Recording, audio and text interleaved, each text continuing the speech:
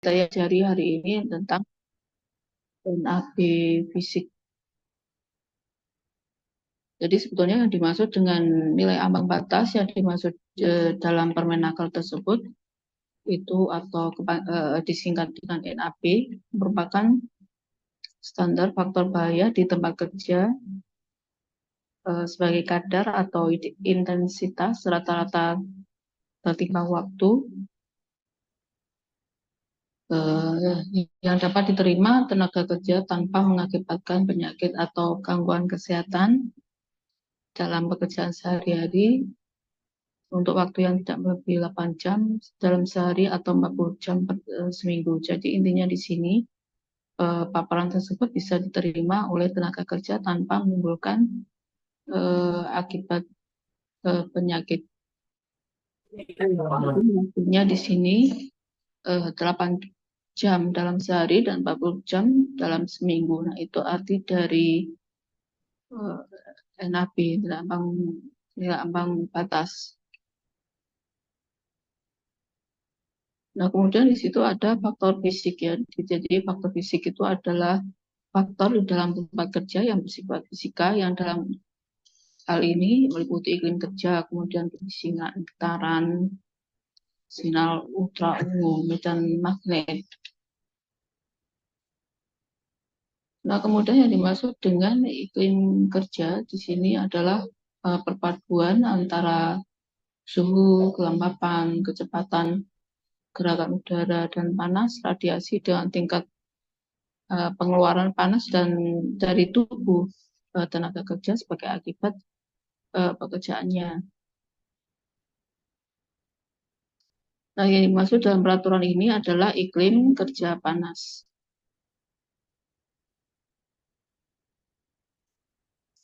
Nah, kemudian yang dimaksud dengan kebisingan dalam peraturan tersebut adalah semua suara yang tidak dikehendaki yang bersumber dari alat-alat proses produksi dan atau alat-alat kerja yang pada tingkat tertentu dapat menimbulkan gangguan pendengaran. Kemudian yang dimaksud dengan getaran adalah gerakan yang teratur dari benda atau media dengan arah bolak-balik dari kedudukan keseimbangannya.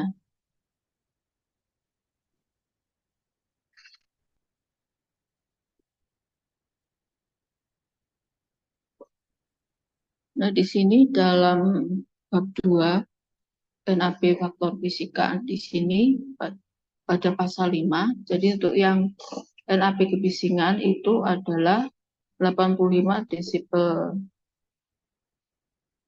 desibel A. Nah, kemudian untuk NAB getaran ini di sini maksud dari pasal 6 NAB getaran alat kerja yang kontak langsung maupun tidak langsung pada lengan dan tenaga kerja ditetapkan sebesar 4 meter per detik kuadrat. Nah, itu untuk NAB getaran ya. Jadi nilai ambang batas yang bisa diterima itu 4 meter per detik kuadrat untuk getaran.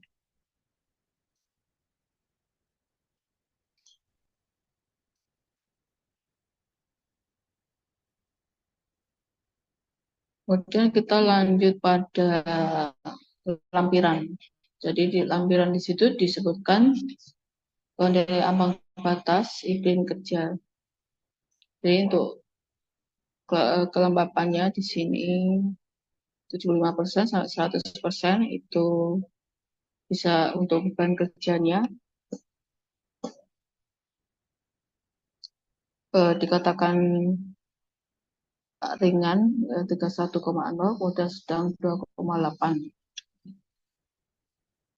Namun di sini kita tidak menggunakan suhu basah dan bola ya, kita menggunakan peralatan digital. Di situ untuk kalau yang manual itu kan pakai apa ya? Jadi peralatan yang memang peralatannya biasanya besar, tapi kalau yang digital ini peralatannya mudah dibawa, jadi mudah dibawa eh, keluar. Di situ sudah ada bulannya.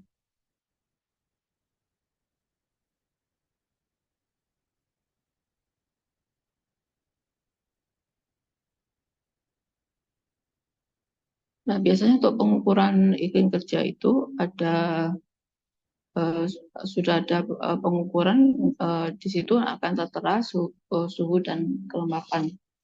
Jadi kalau kita lihat di katalog-katalog untuk pengukuran iklim kerja itu, eh, untuk yang apa ya ini, suhu basah dan bola ini, ESBB ini ada, kita pakai yang digital. Jadi di sini tersedia indeks suhu basah dan bola ini memakai digital. Jadi kita tidak mempunyai peralatan yang manual, karena kalau yang manual itu sangat berat ya.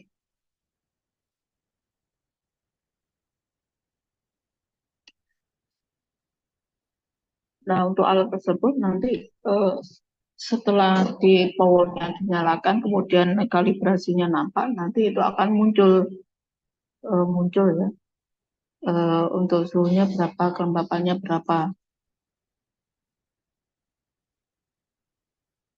Terus kemudian untuk nilai ambang kebisingan, di situ dipaparkan pada halaman 9 ya.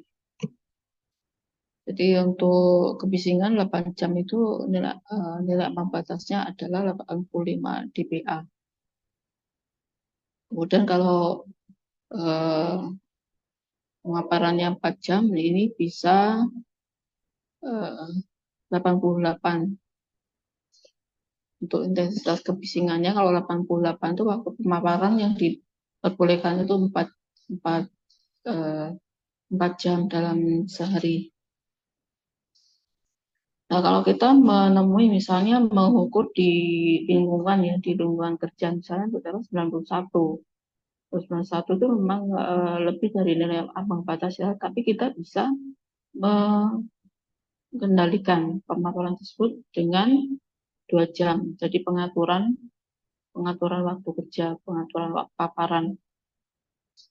Nah, kemudian kalau 94 itu dalam waktu satu jam. Nah, kemudian kalau 100 itu hanya 15 menit. Nah, 15 itu nanti pekerjaannya harus keluar ya, jadi keluar nanti akan digantikan oleh pekerja yang lain 15 menit kemudian. Nah, kemudian kalau yang ini ya sekitar 130 itu sangat bahaya ya, jadi tidak diperbolehkan, karena kalau 130 itu nanti bisa menyebabkan perdarahan atau pecahnya gendang telinga. Makanya di sini perlu memakai eh, apa namanya, APD. Nah, kemudian di sini untuk nilai ambang getaran, pemaparan lengan dan tangan. Nah, kita punya alat namanya vibration meter. Jadi nanti alatnya itu nanti akan apa diletakkan di mesin, dan nanti itu akan tertera kira-kira getarannya berapa gitu nanti. Ini untuk jumlah waktu pemaparan per hari 4 jam dan kurang dari 8 jam. Kalau misalnya ini dan kurang dari 8 jam ya. Kalau paparannya 4 meter per detik kuadrat. Nah, itu dasarnya, dasar-dasar pengukuran yang berdasarkan Permenaker Trans nomor 13 tahun 2011.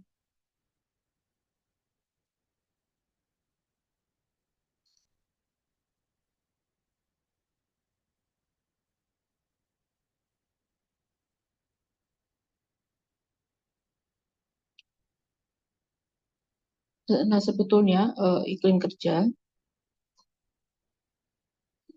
Yang dimaksud dengan iklim kerja itu adalah seperti tadi telah dipaparkan adalah kombinasi dari suhu udara, kemudian kelembaban udara, kecepatan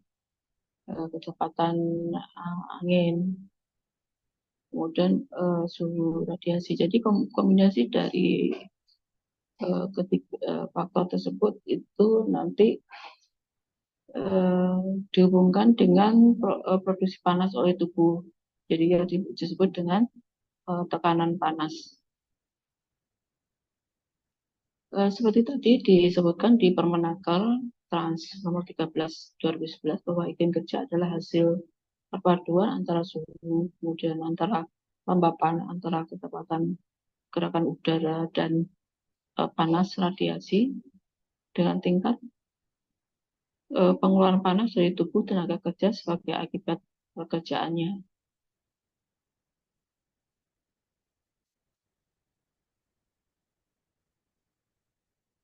Eh, Nah, iklim kerja yang tidak nyaman atau tidak sesuai dengan syarat yang ditentukan dari Permenaker tersebut tentunya bisa menurunkan kapasitas kerja yang berakibat menurunnya efisiensi dan juga produktivitas kerja.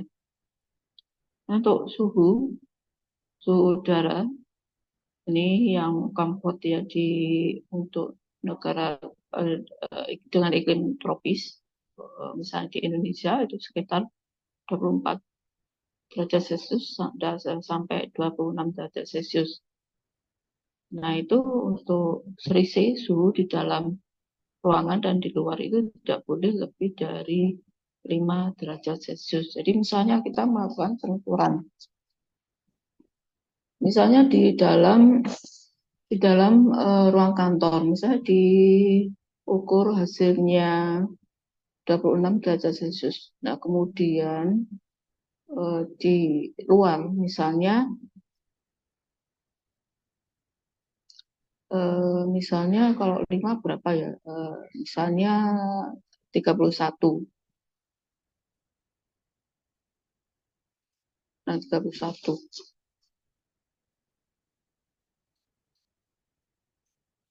Maka selisihnya itu tidak boleh lebih dari 5 derajat Celcius. Jadi masih diperkenankan kalau selisihnya 5 derajat Celcius. Jadi yang kalau selisihnya 5 itu eh, masih boleh diperkenankan. Untuk batasan kecepatan angin itu antara 0,25 sampai 0,5 meter per detik. Nah, kemudian untuk macam-macam iklim kerja, terutama tentunya ada iklim kerja panas, ada iklim kerja dingin ya. Dalam di kemajuan teknologi dan proses produksi di dalam suatu industri ini uh, telah menimbulkan lingkungan kerja yang mempunyai iklim dan cuaca tertentu yang dapat berupa iklim kerja panas maupun iklim kerja dingin. Jadi misalnya kalau penyimpanan di gudang, misalnya kalau perusahaan yang memproduksi misalnya kalau keong Nusantara ya, misalnya kalau di sini kan ada keong Nusantara. Nah, di situ biasanya untuk menyimpan bahan tersebut supaya tidak cepat busuk, dia disimpan di gudang yang suhunya dingin. Nah, untuk yang iklim kerja panas, ini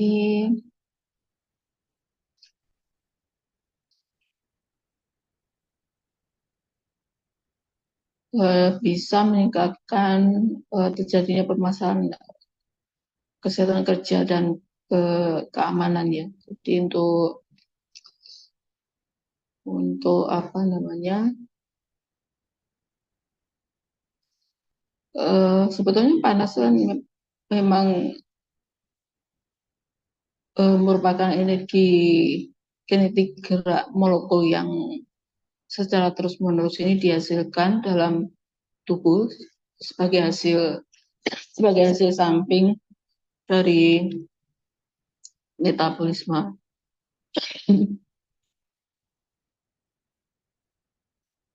Dan panas tubuh yang dikeluarkan ke lingkungan sekitar. Jadi supaya tetap seimbang antara pengeluaran dan pembentukan panas, maka tubuh itu akan berusaha eh, mengadakan pertukaran panas dari tubuh ke lingkungan sekitar kulit dengan cara ada konduksi, kemudian konveksi, radiasi, dan evaporasi.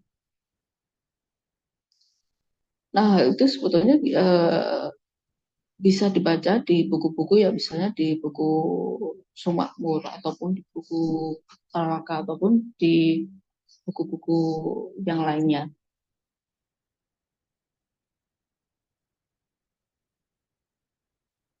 Nah, di sini ada beberapa efek ya. Untuk yang iklim kerja yang suhu panas, ini tekanan panas ini merupakan keseluruhan beban panas yang diterima tubuh, yang merupakan kombinasi dari kerja fisik, faktor lingkungan. Jadi faktor lingkungan itu ada suhu udara, tekanan, kemudian pergerakan udara, perubahan radiasi, dan pakaian. Nah, untuk yang iklim kerja panas itu bisa menyebabkan dehidrasi. Jadi dehidrasi itu merupakan penguapan yang berlebihan. Ini tentunya akan mengurangi volume darah, dan pada tingkat awal aliran darah ini akan menurun sehingga ini bisa menyebabkan otak akan kekurangan oksigen. Nah, kemudian bisa juga menyebabkan heart rush.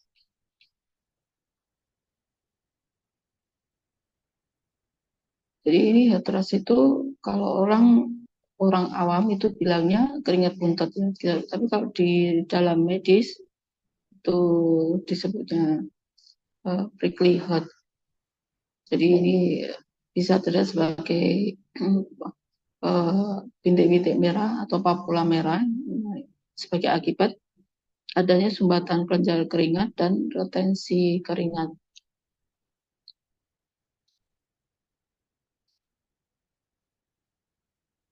Nah, biasanya ini disertai dengan gatal ya. Jadi karena adanya sumbatan tersebut, di adanya iritasi. Kemudian yang selanjutnya, akibat yang selanjutnya adalah hot fatigue. Fatigue.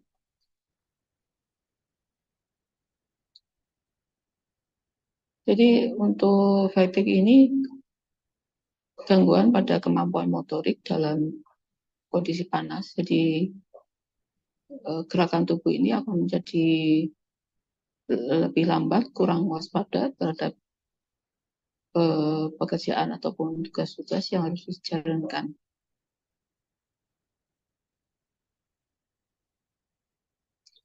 Nah, kemudian ada heart cramp, jadi kekejangan otot. Jadi, karena adanya penurunan sodium klorida dalam darah sampai di bawah tingkat kritis.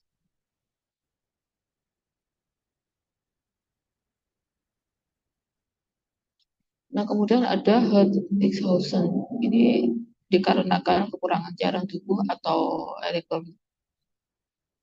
Jadi biasanya merasa sakit kepala, kemudian lemah, pusing, mual, muntah, bisa juga emosi meningkat, kemudian kehilangan koordinasi. Nah, biasanya kulit ini akan tampak pucat, disertai dengan takikardia atau sebaliknya bisa hipotensi.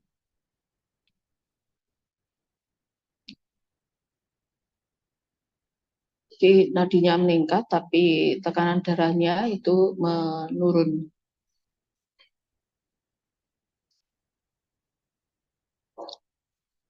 Nah, karena tekanan darahnya menurun, maka nadinya ini akan meningkat untuk menyeimbangkan supaya oksigen itu bisa terpenuhi dan aliran darah itu bisa lebih bisa gerak. Kemudian heart syncope. Jadi heart syncope itu atau bisa dikatakan kehilangan kesadaran selama pacaran panas dan uh, jadi biasanya orang itu bisa apa dikatakan semaput gitu ya.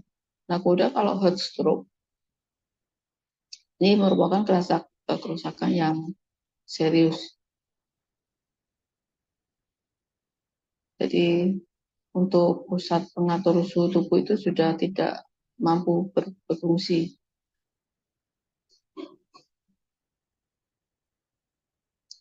Di sini sudah tidak mampu untuk mengeluarkan keringat ya. Jadi hati-hati kalau misalnya dia sudah tidak mampu untuk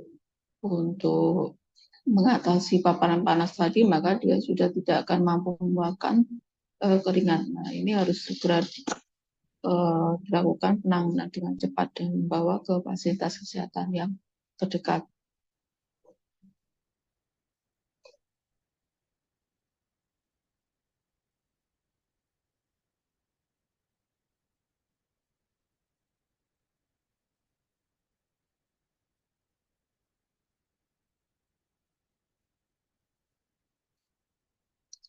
Nah, kemudian kalau untuk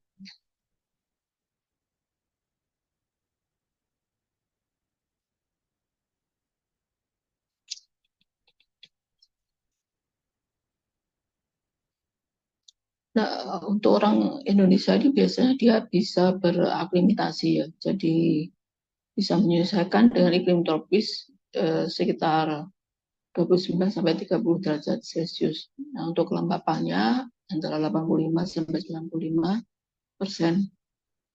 Jadi aklimatisasi ini berarti merupakan suatu proses penyesuaian yang terjadi pada seseorang selama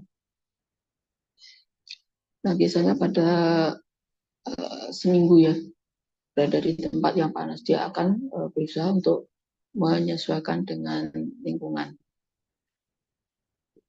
sehingga nanti uh, bisa mampu bekerja tanpa pengaruh tekanan panas. Nah, kemudian yang untuk iklim kerja dingin itu yang iklim kerja dingin ini dapat mengurangi efisiensi dan dengan misalnya ada keluhan kaku atau kurangnya koordinasi otot.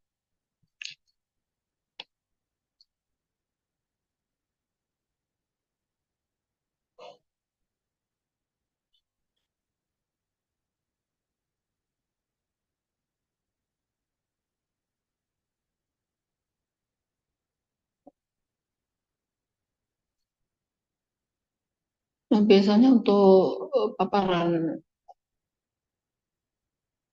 iklim kerja itu biasanya dipengaruhi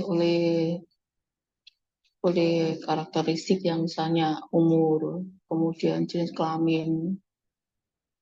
Selain itu juga dipengaruhi oleh kebiasaan, kemudian ukuran tubuh, kemudian aklimatisasi, kemudian masa kerja, kemudian juga bisa dengan lama kerja.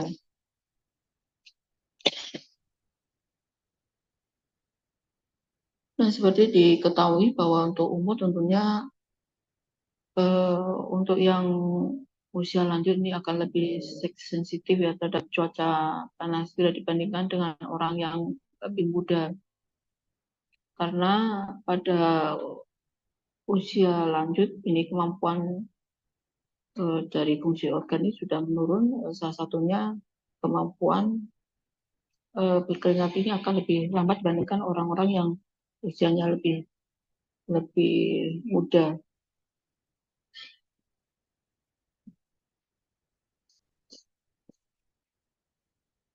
Nah, demikian juga untuk jenis kelamin. Ini pada umumnya kalau untuk kemampuan berkeringat antara laki-laki dan perempuan ini memang hampir hampir sama ya. Kemudian tapi kalau untuk kemampuan aklimatisasi dari wanita ini tidak sebaik dengan laki-laki. Jadi wanita ini lebih tahan terhadap suhu dingin daripada suhu panas. Nah, ini ada kemungkinan disebabkan adanya kapasitas kardio kardiofasa pada wanita ini lebih kecil.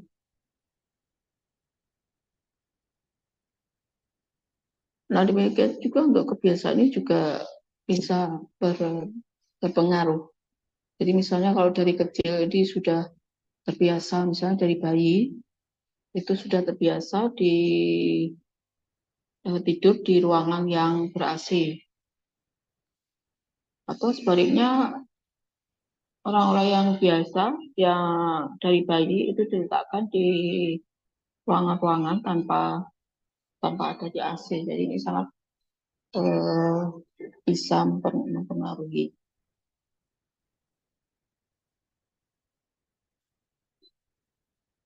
Nah, untuk ukuran tubuh, memang untuk ukuran tubuh yang lebih kecil ini mengalami tekanan panas yang relatif lebih besar tingkatannya karena adanya kapasitas kerja maksimum yang lebih kecil. Nah, sebaliknya untuk yang orang dengan tubuh yang gemuk, ini akan lebih mudah meninggalkan karena tekanan panas dibandingkan dengan orang yang kurus. Karena orang yang gemuk ini punya rasio luas permukaan badan dengan berat badan lebih kecil dibandingkan di samping kurang baiknya fungsi sirkulasi. Jadi misalnya kalau ada anak-anak yang misalnya anak yang misalnya panas yang sakit demam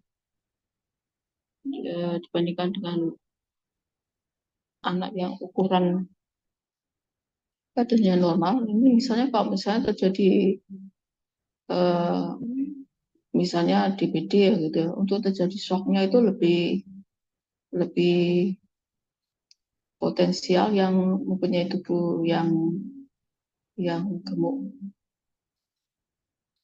Ya, itu salah satunya karena rasio luas permukaan badan.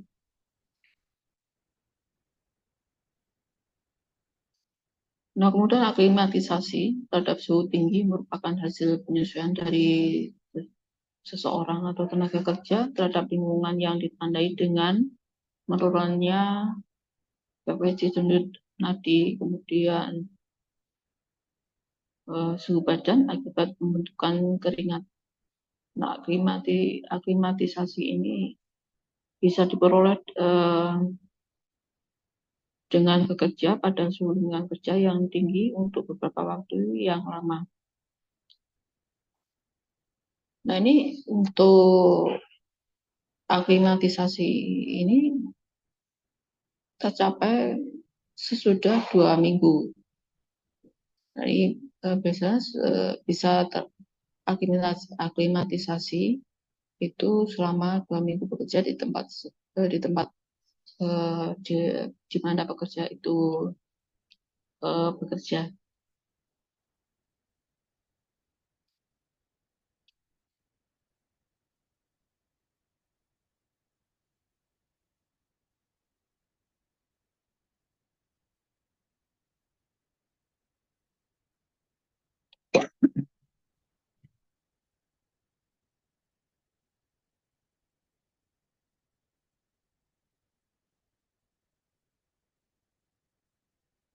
Jadi untuk peralatan-peralatan yang ada kaitannya untuk pengukuran iklim kerja ini salah satunya adalah anemometer. Anemometer ini merupakan suatu alat untuk mengukur tingkat kecepatan angin.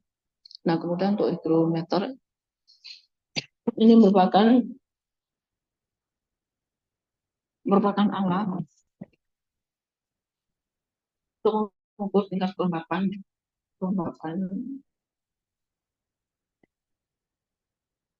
kelembapan udara ya. Misalnya hygrometer ini eh, bisa mengukur dua sekaligus. Jadi dua sekaligus ya, bisa mengukur kelembapan, bisa mengukur suhu lingkungan. Jadi tidak sendiri-sendiri.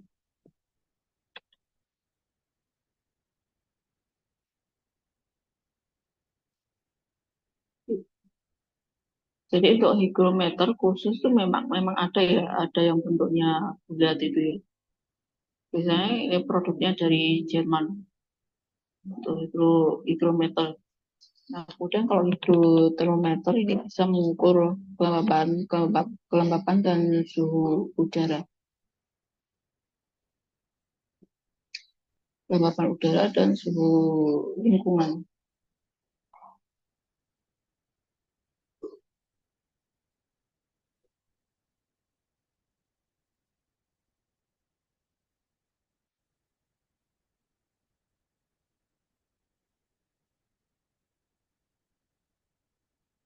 Nah, kemudian untuk getaran seperti tadi yang sudah disebutkan, ini merupakan peristiwa gerak bolak-balik baik yang terjadi saat teratur maupun tidak teratur suatu benda atau materi yang melalui titik keseimbangan.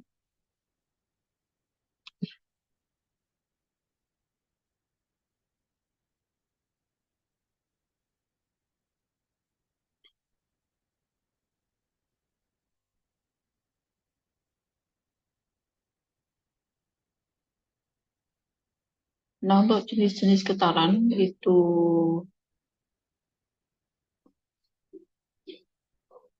ada getaran ini ya. Kalau jenis getaran secara umum itu berdasarkan proses dan mekanisme terjadi atau timbulnya itu hanya ada dua, yaitu getaran bebas dan getaran paksa. Jadi kalau getaran bebas itu artinya getarannya terjadi akibat sistem mekanik diawali dengan adanya gaya bekerja pada sistem tersebut dan dilepaskan terjadi secara bebas. Sehingga getaran itu akan menghasilkan frekuensi alami karena sifat dinamika dan distribusi massa dan kekuatan atau energi yang dimiliki. Nah, kemudian untuk yang getaran paksa ini adalah getaran yang terjadi akibat adanya gerakan bolak-balik, akibat ada gaya luar yang bekerja pada sistem mengakibatkan timbulnya getaran pada sistem tersebut. Nah, kemudian untuk efek getaran pada konsentrasi kerja,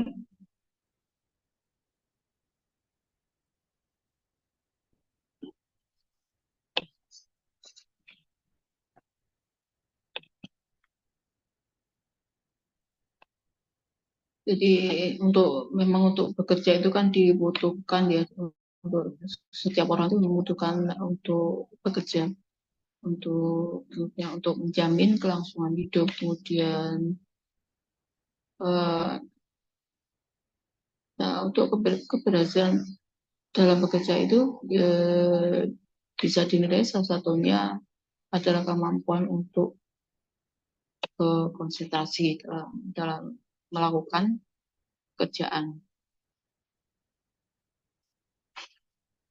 Untuk konsentrasi itu tentunya bisa dipengaruhi oleh faktor internal, bisa juga eksternal pekerja, jadi faktor internal karyawan berkaitan dengan misalnya kondisi kesehatan fisik, psikologi.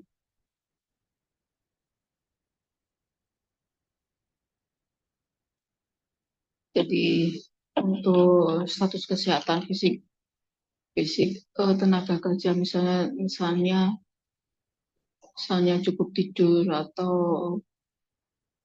dalam kondisi yang sehat, cukup istirahat atau sebaliknya ya. Nah, kemudian untuk faktor eksternal ini tidak berkaitan dengan pribadi pekerja. Jadi misalnya dari kondisi lingkungan kerja. Nah, dari kondisi lingkungan fisik tempat kerja ini pada umumnya dapat mempengaruhi konsentrasi eh, karyawan atau tenaga kerja dalam eh, proses bekerja.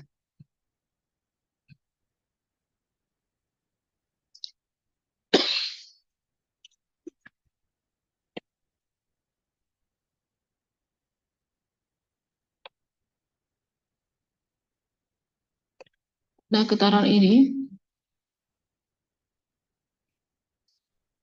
bisa berdampak pada melemahnya kondisi tubuh ya. Eh, Akibat tubuh ini harus mengeluarkan energi ekstra untuk menyeimbangkan getaran supaya supaya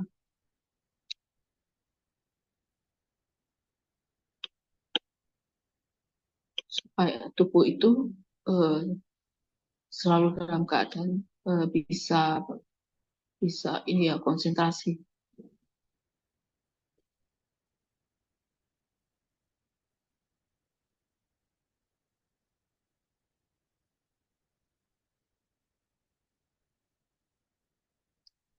Ini bisa dicontohkan ya, misalnya karyawan yang bekerja di setiap hari pada tempat yang tinggi, jadi misalnya pekerja bangunan atau pekerja kantoran di gedung pencakar langit atau kantor yang berdekatan dengan rel kereta api atau supir kendaraan berat, misalnya supir truk atau pekerja pengeboran.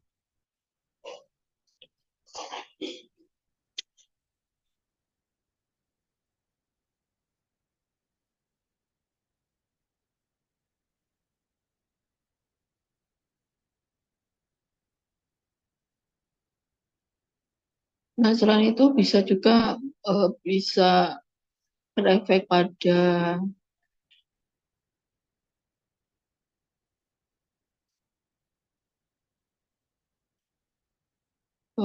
terasa lelah ya. Jadi karena lelah visual akibat mata ini telah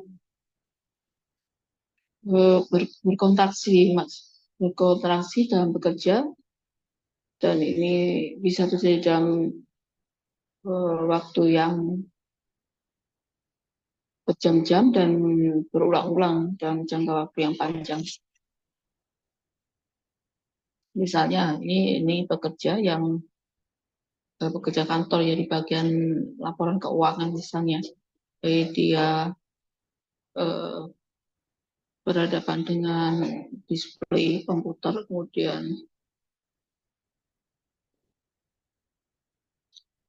kemudian bekerja pada jenis pekerjaannya yang memerlukan getaran mekanis sehingga mata ini bisa terbebani dan terjadi eh, lelah.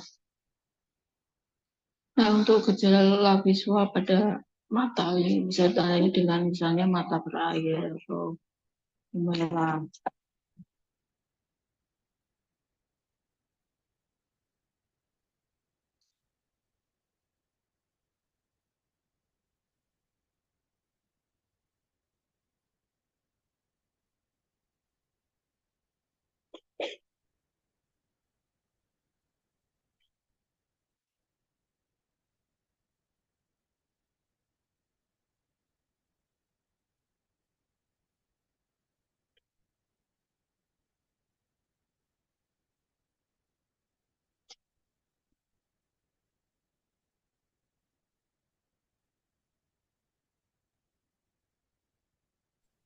Nah, untuk efek getaran ini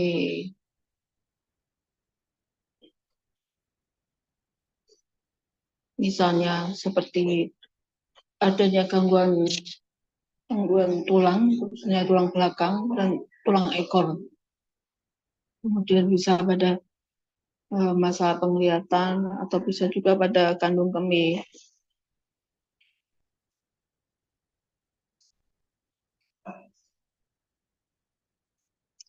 Nah, getaran-getaran itu biasanya pada pekerjaan-pekerjaan misalnya di bidang pertanian, kemudian konstruksi, pertambangan, atau di industri-industri yang menjalankan mesin-mesin dalam skala besar sebagai peralatan untuk pengolahan dan produksi.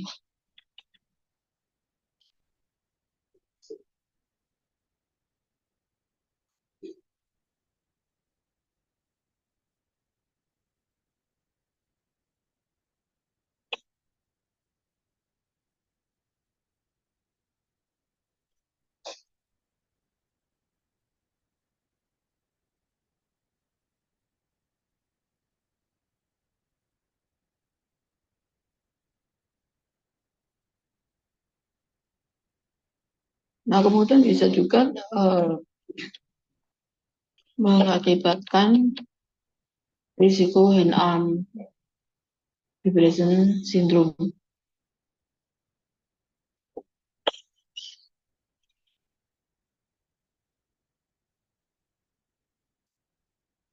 Nah, misalnya pada penggunaan gerindra, gerindra ini kan untuk menghaluskan ya, ini bisa atau bisa juga untuk eh, peralatan memotong atau untuk memadatkan jalan secara manual. Jadi untuk memadatan pembuatan jalan aspal itu kan ada yang menggunakan mesin, ada juga yang menggunakan eh, mesin kecil, jadi harus operasionalkan secara manual.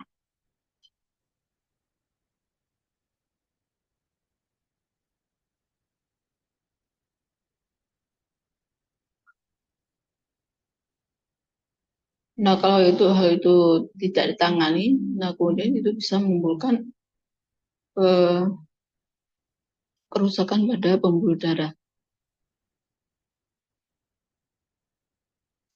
bisa lemah otot, kemudian bisa kerusakan tulang.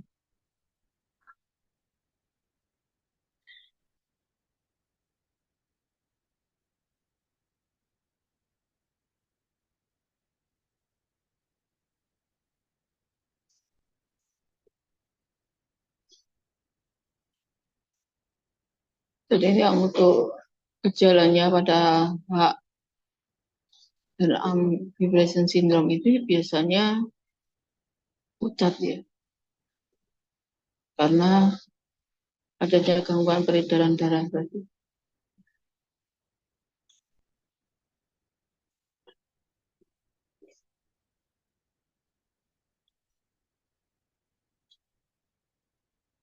Nah, untuk pekerjaan yang bisa berpotensi menimbulkan vibration syndrome ini, misalnya jenis-jenis pekerjaan yang menggunakan peralatan kerja yang menghasilkan getaran, misalnya alat penghancur beton atau mesin bor atau mesin gerindra atau palu dan atau pahat listrik atau mesin gergaji.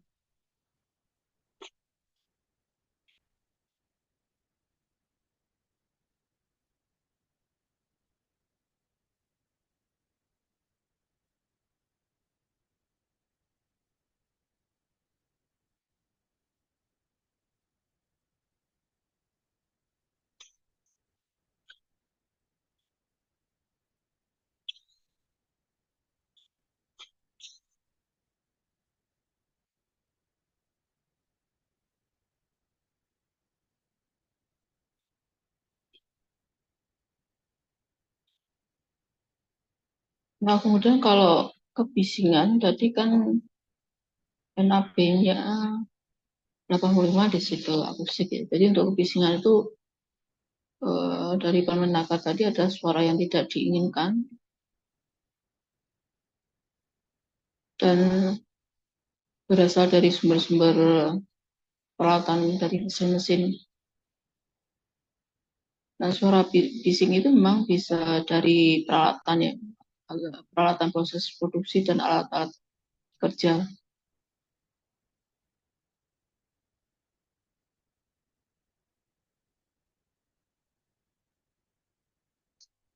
Nah, untuk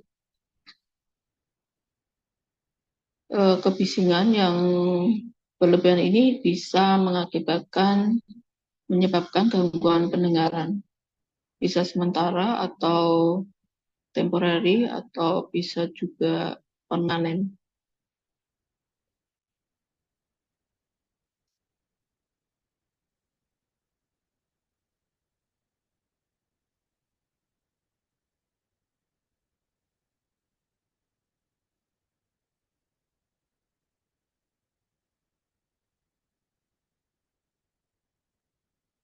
Nah, kemudian itu untuk kebisingan berdasarkan sifat-sifatnya di industri itu ada eh, kebisingan yang terus-menerus, yaitu misalnya dari peralatan mesin-mesin, kemudian bisa juga dari mesin gergaji sirkuler atau bisa juga dari katup kipas. Kemudian ada bisingan intermittent, jadi yang terputus-putus. Nah, ini biasanya pada lalu lintas. Jadi bisa diamati kalau misalnya pada jam-jam eh, berangkat kerja atau berbarengan dengan anak-anak berangkat sekolah, kemudian demikian juga nanti akan ramai kembali pada saat mereka akan pulang kerja atau pulang sekolah. Nah, kemudian untuk kebisingan impulsif ini misalnya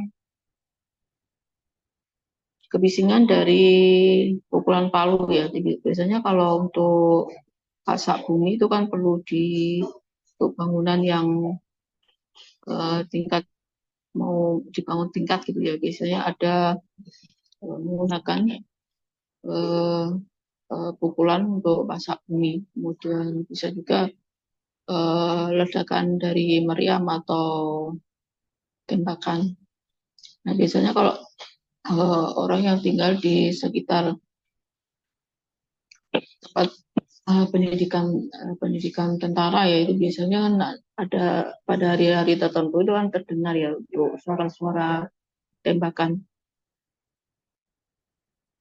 Nah, kemudian ada kebisingan impulsif yang berulang. Nah, misalnya pada mesin tempa di perusahaan.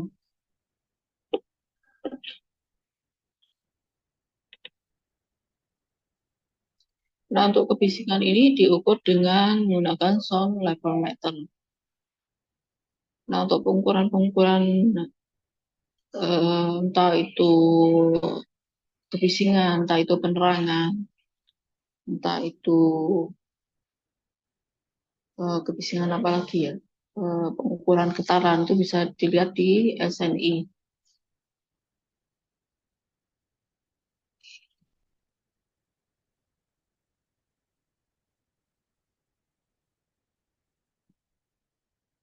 Nah, untuk nilai ambang batas tadi sudah dibahas di dalam Permenaker nomor 13.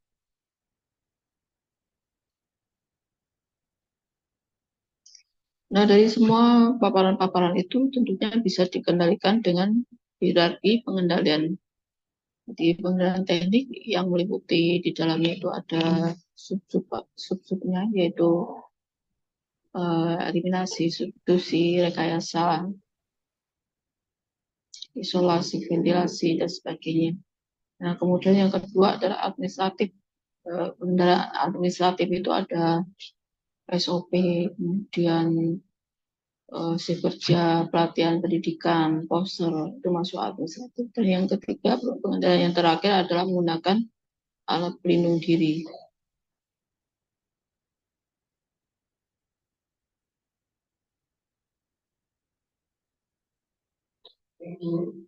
Siang. Nah, ini untuk misalnya ya untuk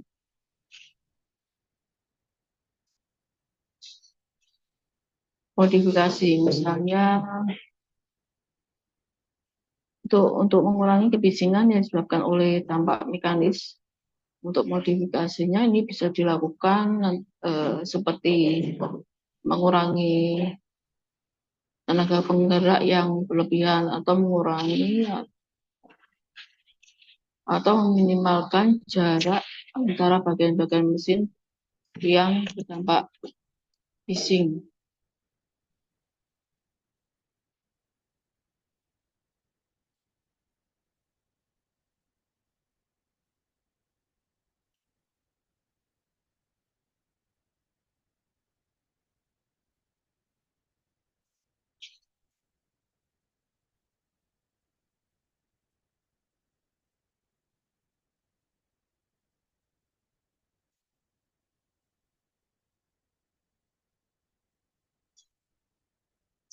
Nah, kemudian untuk alat pelindung telinga ini APD ini merupakan cara yang terakhir.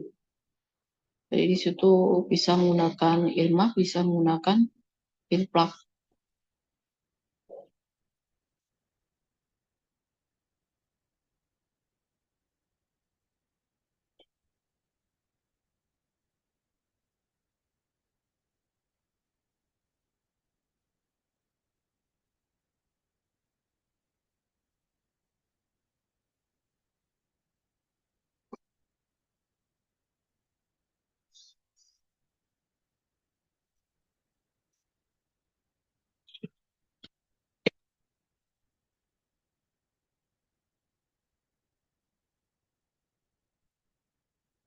Nah, biasanya selain itu, selain bisa menyebabkan kerusakan telinga yang permanen atau sementara, bisa juga menyebabkan gangguan komunikasi. Jadi kalau gangguan komunikasi itu biasanya kalau kita komunikasi dengan orang yang terpapar kebisingan, kita harus berbicara. Kalau berbicara dengan tenaga kerja tersebut itu harus dengan suara yang keras. Nah, kemudian diulang-ulang karena memang ada gangguan pendengaran ya untuk gangguan komunikasi.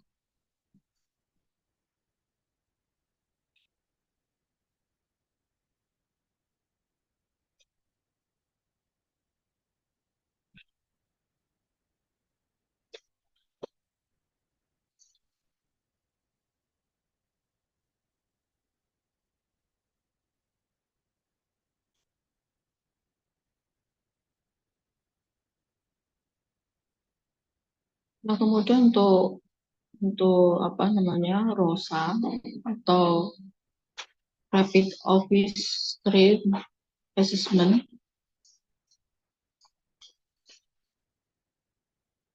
ini merupakan ini ya sebuah tool um, untuk atau ini ya. Jadi untuk ROSA tadi kan kepanjangan dari Rapid Office Strength Assessment dan merupakan metode penilaian ergonomi untuk kantor dan pekerjaan yang berhubungan dengan komputer atau administrasi. Jadi merupakan ROSA ini merupakan salah satu metode pada office ergonomi. Jadi ini penilaiannya ini dirancang untuk mengukur risiko yang terkait dengan penggunaan komputer serta untuk menetapkan tindakan.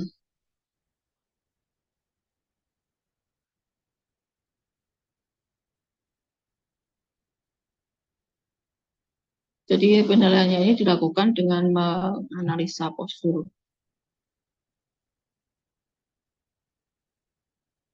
Dan ini bisa difoto. Nah, kemudian penilaian ini dilakukan dengan mengisi checklist. Jadi hampir sama dengan Regarula ya, tapi ini untuk ROSA ini khusus untuk pekerjaan yang berhubungan dengan komputer atau administrasi, jadi office ekonomi. Jadi di situ untuk penilaiannya ada section A, section B, jadi ditinggal mencocokkan dengan checklist tadi. Jadi dari contoh dari PPT tadi itu ada gambar-gambar Nah, kemudian dari pengamatan, dari foto itu bisa diambil kira-kira gambar itu sesuai dengan gambar yang mana. Di situ ada gambar 1, 2, 3, 4, 5. Nah, kemudian di situ kemudian dicocokkan dengan kenyataan, kemudian dengan checklist. Kemudian di situ eh, misalnya untuk lutut yang untuk 90 derajat, misalnya berikan skor 1. Kemudian untuk posisi yang terlalu rendah, lutut untuk sudut kurang dari 90 derajat, maka diberikan skor 2. Kemudian yang kursi yang terlalu tinggi lebih dari 90 derajat itu diberikan skor 2 juga. Kemudian kaki tidak menapak ke lantai itu skornya 3. Kemudian kalau tempat duduknya sempit atau tidak leluasa sehingga memaksa kaki untuk menekuk, maka itu ditambahkan ke 1. Atau misalnya kursi yang tidak dapat di-adjust atau diatur ya turun naiknya untuk menyesuaikan tinggi dengan kaki, ini bisa juga tambahkan 1.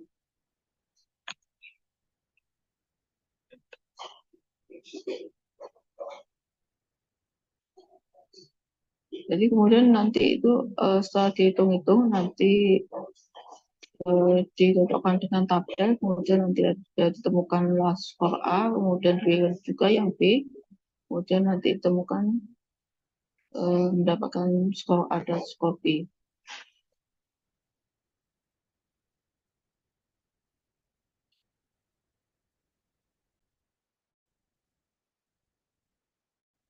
Jadi untuk Rosa kira mudah ya.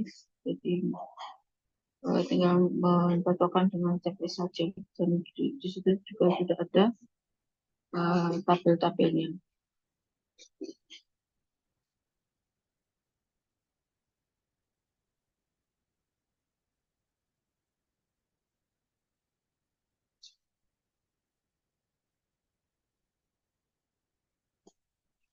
Mungkin untuk dari sini mungkin apakah ada yang ditanyakan?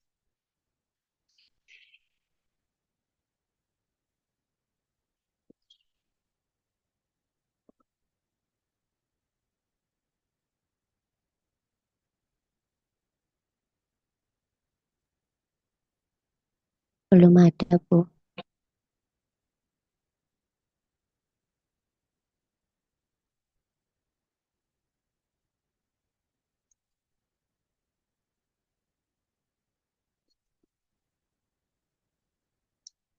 Baik, kalau tidak ada, dengan demikian saya akhiri untuk pertemuan hari ini. Berarti ini pertemuannya sudah selesai, tinggal UAS dan UTS itu dijadikan 1 nanti dalam bentuk tugas. Jadi dengan demikian saya akhiri untuk pertemuan hari ini.